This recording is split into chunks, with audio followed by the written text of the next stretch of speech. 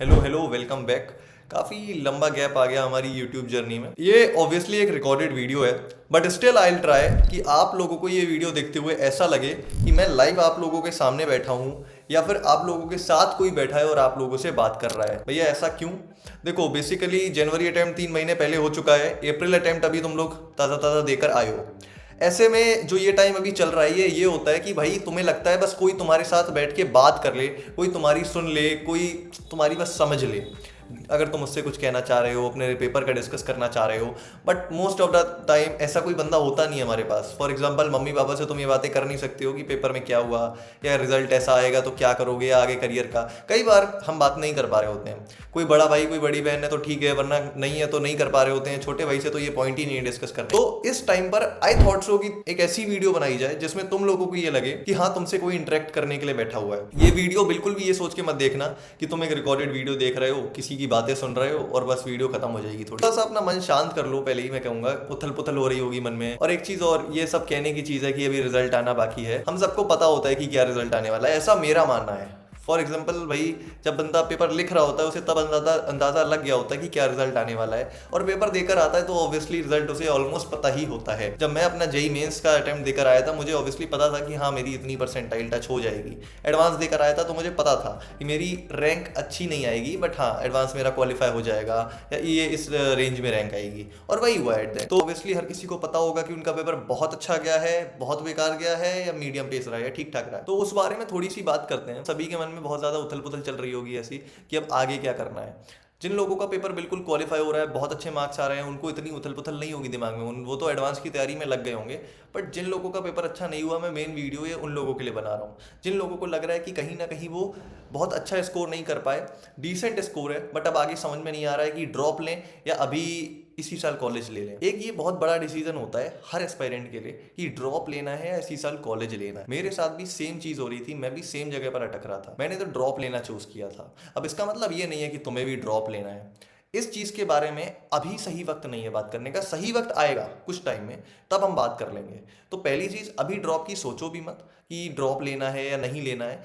अभी जो present stage है वो है रिजल्ट का वेट करो, और जब रिजल्ट आ जाए उसके बाद इस चीज़ पे डिस्कशन के लिए हम एक नई वीडियो बना लें। इसी बीच में एक चीज़ और कहूँगा कि अगर आप लोग मुझे बहुत पहले से फॉलो कर रहे हो, बहुत पहले से जानते हो, मेरी वीडियोस देख रहे हो, कुछ लोगों को हेल्प करी है मेरी वीडियोस, या फिर कुछ लोगों को पसंद हूँ कि भाई मैं जो चीज़ें बताता हूँ बिल्कुल पॉइंट टू पॉइंट बताता हूँ या सही चीज़ बताता हूँ, तो इतना कहूँगा यार, प्लीज़ सब्सक्राइब कर लो।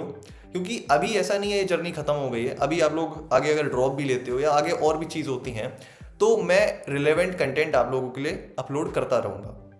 कहीं ना कहीं वो आप लोगों के लिए और हेल्पफुल होगा। तो आप लोग अगर सब्सक्राइब कर लोगे तो वो चीज़ आपको जल्दी से जल्दी मिल जाएगी।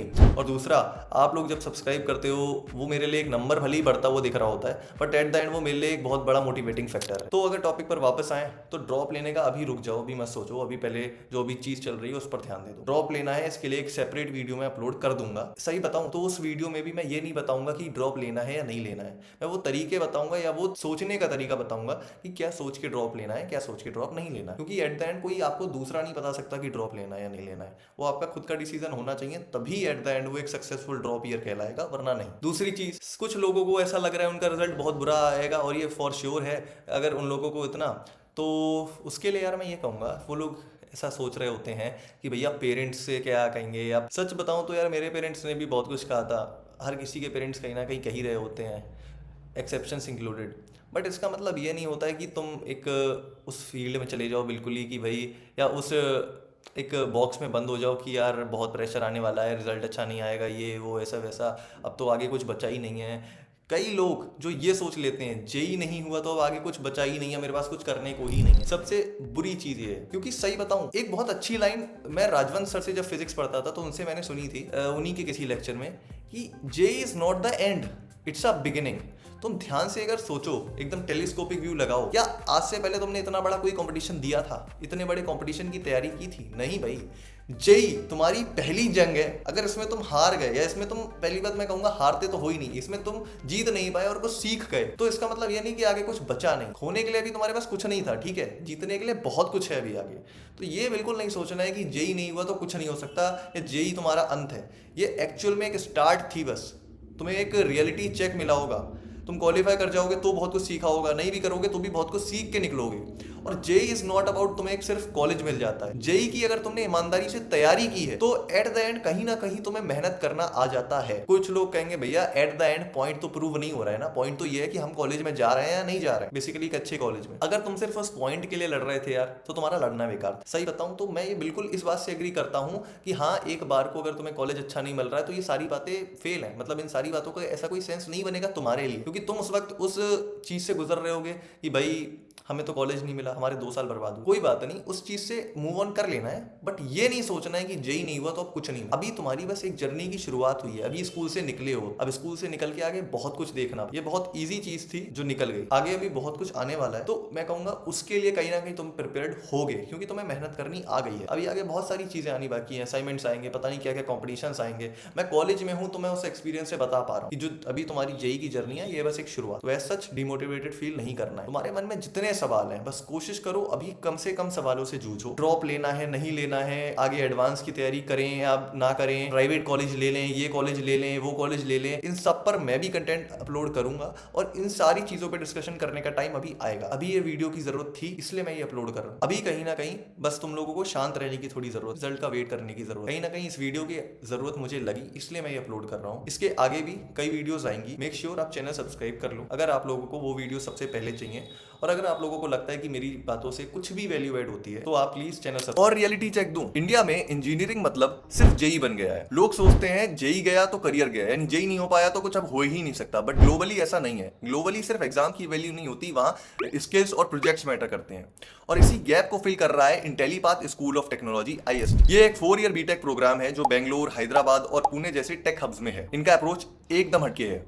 डे 1 से कोडिंग, फर्स्ट वीक से ही स्टूडेंट AI एनेबल्ड एप्स और AI एजेंट्स बिल्ड करने लगे। रियल टेक यानी कि कोई सिर्फ थ्योरी नहीं पढ़ाता है यहाँ पर, बल्कि रोबोटिक्स, ड्रोन्स, AR, VR और एक्चुअल सॉफ्टवेयर प्रोडक्ट्स पर काम होता है। डबल सर्टिफिकेशन की भी बात यहाँ पर अगर करी जाए तो डिग्री के साथ IIT माइनर सर्टिफिकेट यानी 20 क्रेडिट्स और माइक्रोसॉफ्ट सर्टिफिकेट भी मिलता है। अब अगर सबसे ज्यादा जरूरी चीज यानी फैकल्टी की बात कर ली जाए तो यहाँ वो टिपिकल टीचर्स नहीं है जो तुम्हें बस टिपिकल कोर्सेज या फिर बहुत पुराने कैरिकुलम के कोर्सेज पढ़ाते रहेंगे, बल्कि IIT फैकल्टी और गूगल, Amazon, माइक्रोसॉफ्ट के इंडस्ट्री एक्सपर्ट्स पढ़ाते हैं। अगर हम बात करें यहाँ के ग्लोबल इमर्जर की तो स्टूडेंट्स दुबई और सिंगापुर जैसे टेक इमर्जिंग प्रोग्राम में MNC विजिट करते हैं। भैया ये सब तो ठीक है, बट अब हमें आप थोड़ा प्लेसमेंट्स का बता दो, इंटर्नशिप्स का बता दो। तो अगर इंटर्नशिप की बात करें ना तो 12 मंथ्स की इंटर्नशिप मिलती है।